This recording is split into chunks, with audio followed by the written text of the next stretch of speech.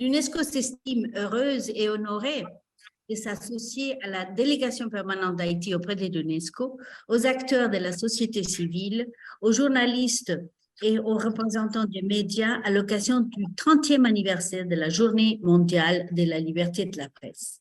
Il est important de rappeler que cette journée a été adoptée en raison de la place prépondérante majeure qu'occupe la liberté de la presse dans les sociétés libres et démocratiques. En effet, sans débat d'idées, sans faits vérifiés, sans diversité des perspectives et d'opinions, les sociétés sont vidées de leur essence démocratique. La confiscation de la liberté de la presse prive les sociétés de la pluralité des idées, d'où émerge le progrès et bride les esprits d'initiative et de créativité indispensables à l'émergence sociale et économique. Les journalistes professionnels, en leur qualité d'acteurs principaux de la presse, sont à cet égard incontournables. La préservation de leur liberté revêt alors une importance capitale pour la survie de la démocratie. Réunir des professionnels de la presse ce matin pour discuter et réfléchir sur les questions relatives à la liberté de la presse, la sécurité des journalistes et le rôle de la presse haïtienne dans la situation actuelle relève du renforcement de la démocratie en Haïti. J'espère qu'à la fin de ces débats, des idées innovantes seront mises sur la table et des actions concrètes s'en suivront impliquant tous les acteurs. Mettre les projecteurs sur M. Robertson Alphonse, candidat 2023 au prix mondial Guillermo Cano, c'est aussi encourager le travail, l'effort, mais encore le fait que le métier du journaliste est un sacerdoce, une vocation. Attaqué par des hommes armés et atteint de plusieurs projectiles, M. Alphonse a survécu. Et aussitôt qu'il a découvert sa santé, il a continué à professer son métier de journalisme. Cela démontre un tempérament, mais aussi une véritable vocation enracinée au plus profond de lui-même.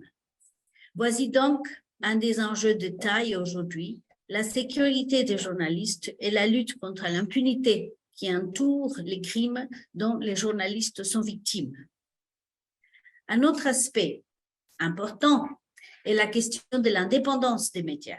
On doit faire en sorte que les médias indépendants puissent continuer à exister, car avec la révolution numérique, les paysages de l'information, les modes de production et de la diffusion, ainsi que l'intelligence artificielle, par exemple, ont radicalement bouleversé les données. Ce qui a mis en péril la viabilité des médias professionnels indépendants.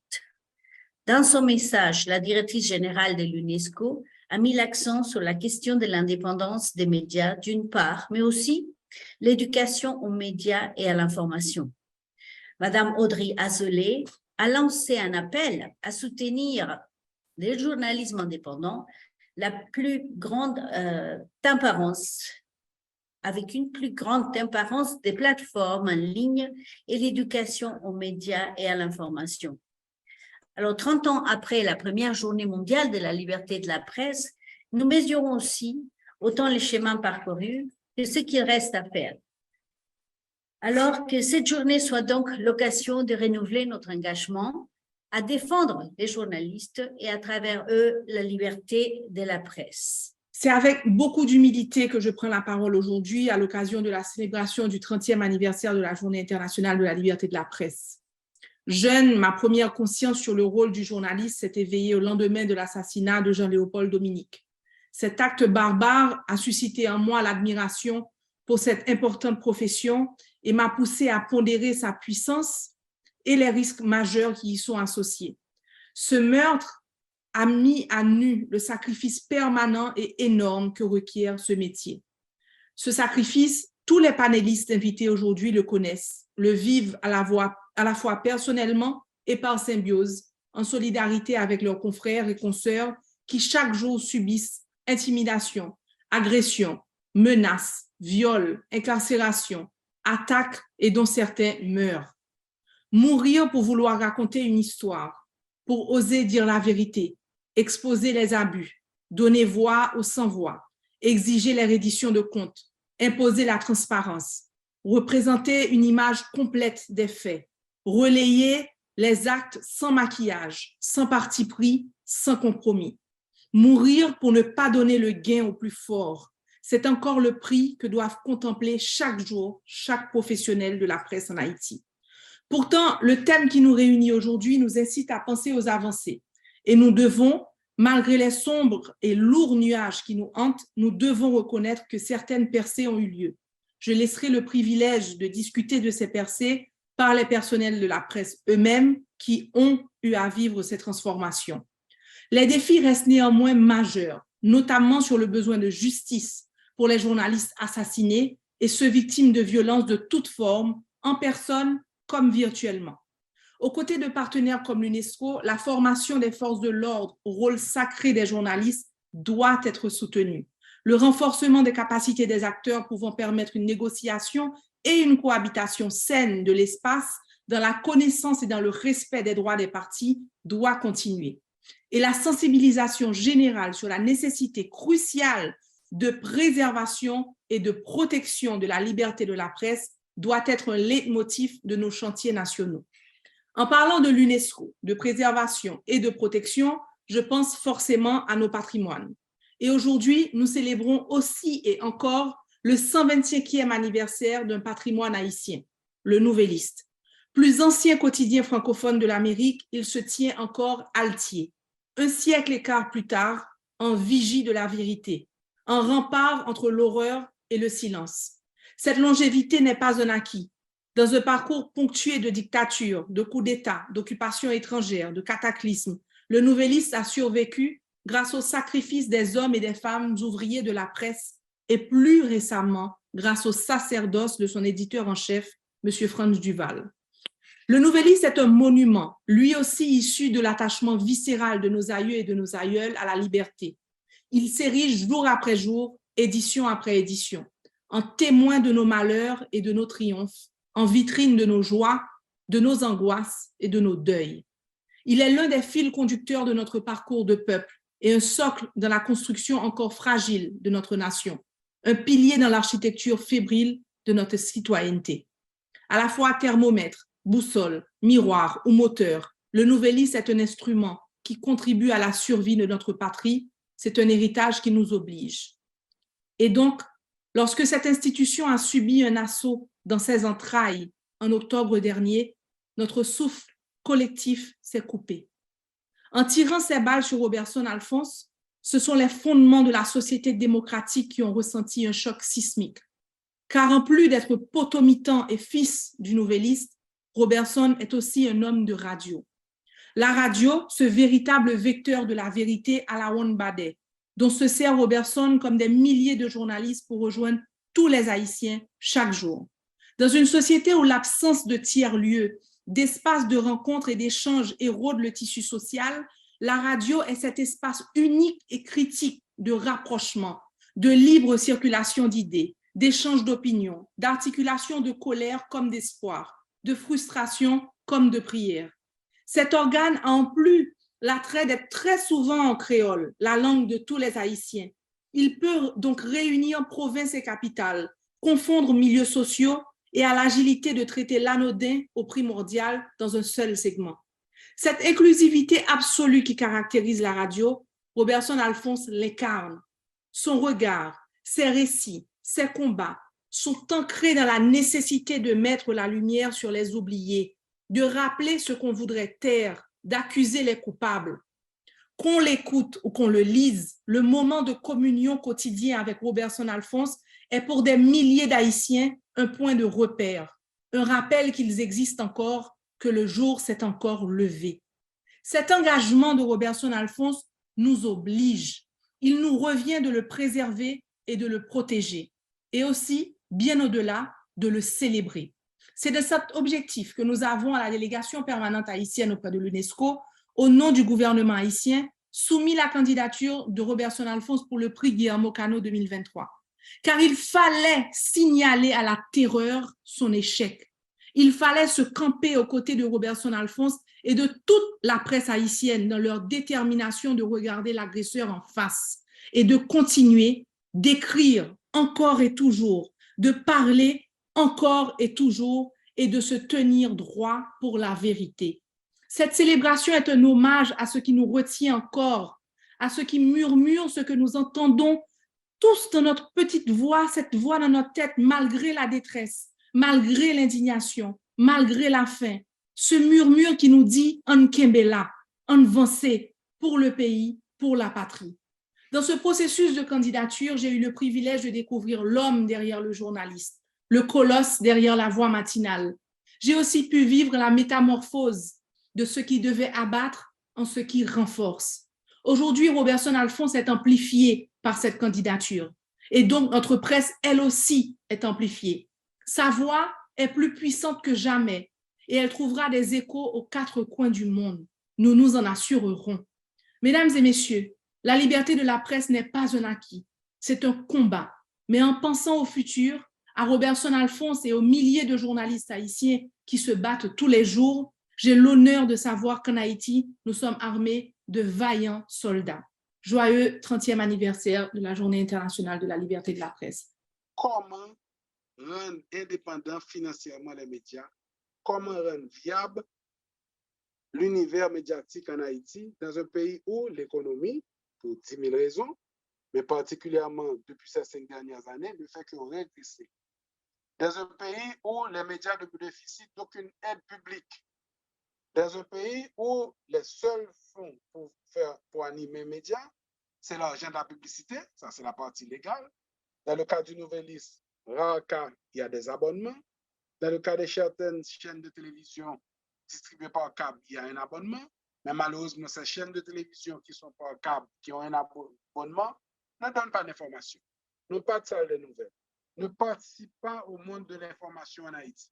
Ce sont peut-être les plus riches, mais en même temps, ils ne s'adonnent pas du tout à animer une salle de rédaction. Reste 700 radios, comme on le dit, des centaines de télévisions, comme on le dit, un seul quotidien publié sur version papier et une presse qui est en train de se réduire en peau de chagrin. Dans l'éditorial d'anniversaire des 125 ans du Nouvelliste, on a souligné, avec regret, mais c'est la réalité, que le journal qui éditait 48 pages il y a 5-6 ans, aujourd'hui est réduit à une petite édition de 8 pages. Et dans cette édition de 8 pages, des fois, il n'y a aucune publicité commerciale. Cette situation que vit le Nouvelliste est comparable à ce qui se vit dans la presse en général en Haïti. Est comparable à ce qui se passe dans les entreprises en Haïti.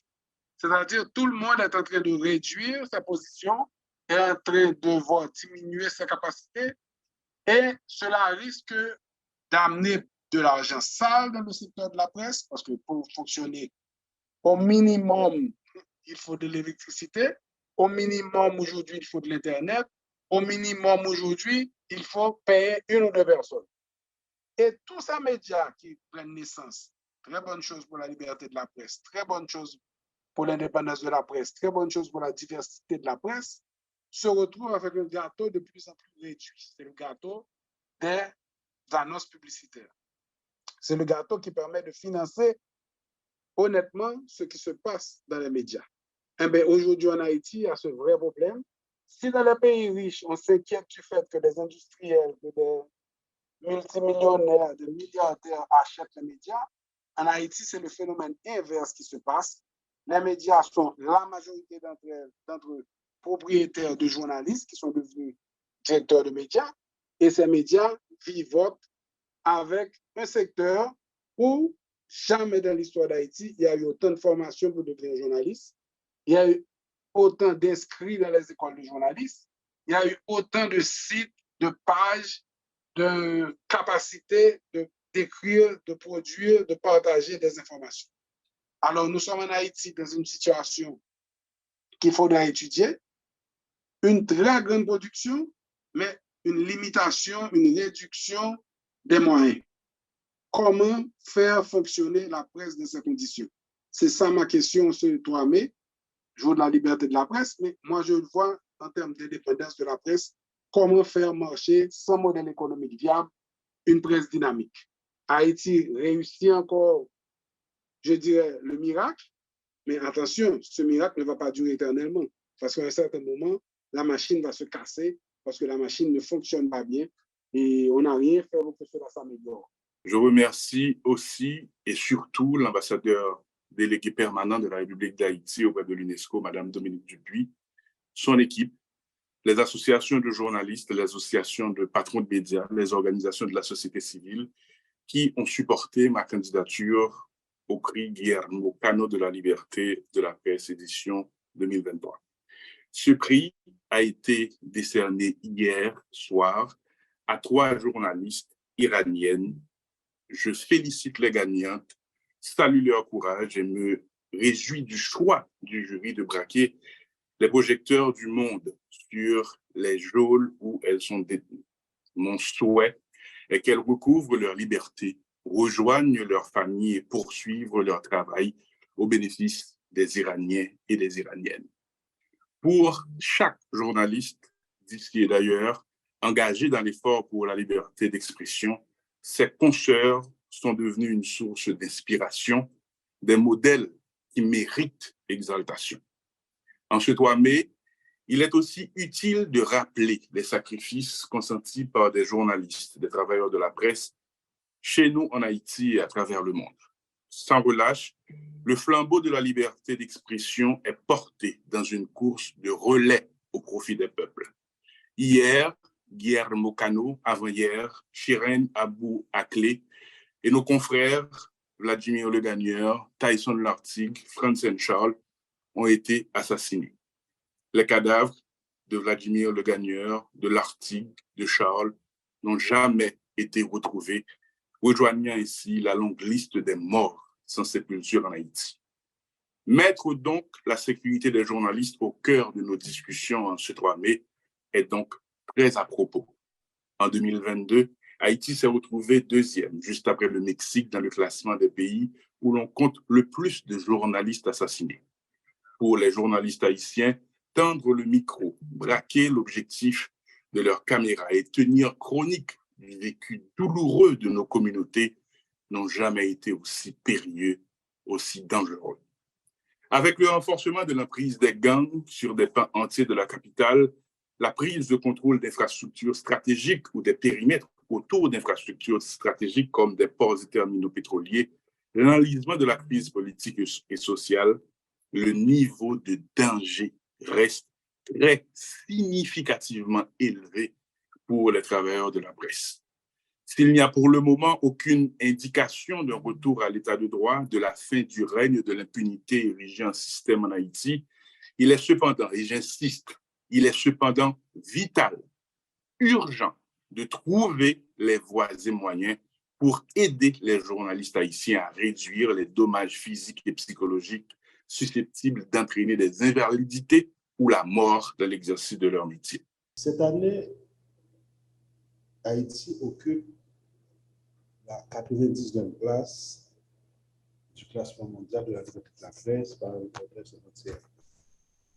Haïti perd 29 places par rapport à l'année dernière où elle occupait la 70e place. Plusieurs facteurs sont à l'origine de ce grand recul d'Haïti au classement mondial de la liberté de la presse.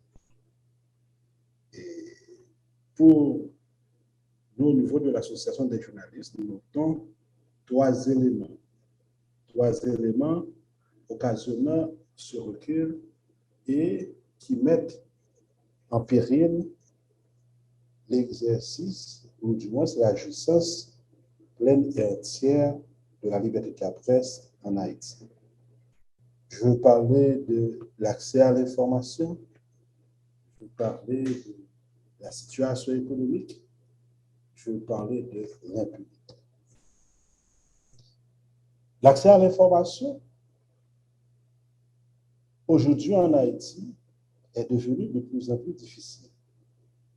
À côté de l'absence de cadre légal garantissant le libre accès à l'information, vient s'ajouter depuis quelques années la question sécuritaire caractérisée par des cas d'enlèvement, des cas d'assassinat, de conflits armés entre gangs rivaux, d'assassinats et des gangs qui quotidiennement tendent à élargir leur territoire, leur contrôle du territoire.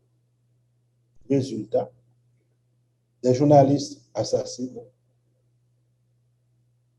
des journalistes enlevés, libérés contre rançon, des journalistes victimes de tentatives d'assassinat, et nous parlons de notre confrère du frère au reste de la France, des journalistes qui se sont obligés d'abandonner leur maison pour fuir les conflits entre les gangs armés, et d'autres qui vont tout simplement laisser le pays face aux menaces des gangs. Aujourd'hui, à cause de la situation de sécurité généralisée, les journalistes n'ont pas libre accès d'aller à la quête de l'information, qui est l'une des principales activités du journalisme. La situation économique. Depuis toujours, le journalisme fait partie des corps de métier les plus mal rémunérés en Haïti, mis à part ceux travaillant dans les médias étrangers, puisqu'ils sont régis par la loi sur la fonction publique qui a été créée.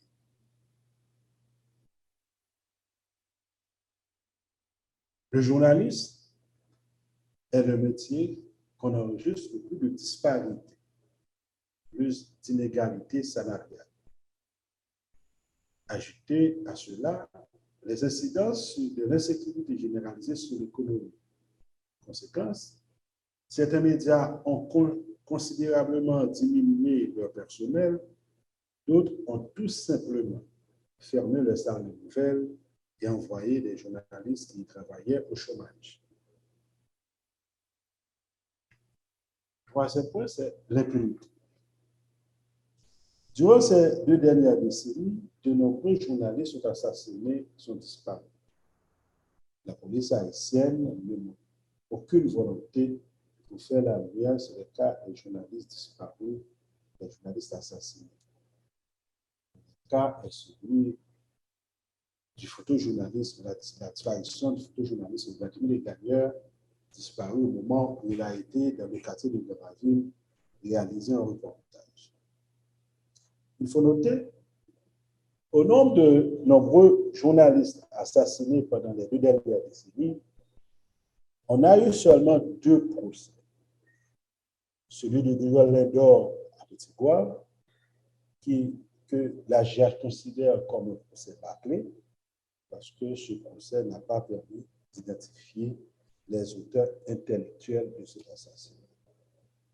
L'autre cas est celui d'Alex Joseph Ogonaïve, et il y a un fait assez spectaculaire. L'un des principaux auteurs qui a été condamné allait être libéré en bénéficiant d'une grâce présidentielle sous la présidence de Michel Joseph Martel. Il faut dire que le dossier de Vladimir Gagneur à date, nous attendons que la police présente un rapport d'ADN qu'elle a annoncé, et nous attendons vraiment le rapport de l'instruction du juge Jean-Wilmer Mourin, le président de la NAMA, qui est en charge de ce dossier.